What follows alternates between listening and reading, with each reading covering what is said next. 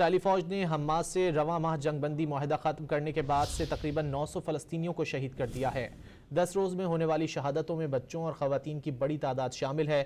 گزشتہ روز 24 فلسطینی اسرائیلی فوج کی دہشت گردی کا نشانہ بنے۔ غزہ میں 7 اکتوبر 2023 سے جاری قتل عام کے باعث شہادتیں 50,200 سے تجاوز کر گئیں۔ دوسری جانب صفاق فوج نے لبنان کے دارالحکومت بیروت پر بھی فضائی حملے کر دیے، جس کے نتیجے میں عمارتوں کو شدید نقصان پہنچا۔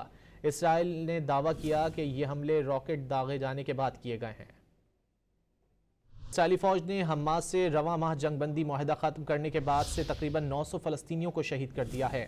10 روز میں ہونے والی شہادتوں میں بچوں اور خواتین کی بڑی تعداد شامل ہے۔ گزشتہ روز 24 فلسطینی اسرائیلی فوج کی دہشت گردی کا نشانہ بنے۔ غزہ میں 7 اکتوبر 2023 سے جاری قتل عام کے باعث شہادتیں 50,200 سے تجاوز کر گئیں۔ دوسری جانب صفاق فوج نے لبنان کے دارالحکومت بیروت پر بھی فضائی حملے کر دیے، جس کے نتیجے میں عمارتوں کو شدید نقصان پہنچا۔ اسرائیل نے دعویٰ کیا کہ یہ حملے راکٹ داغے جانے کے بعد کیے گئے ہیں۔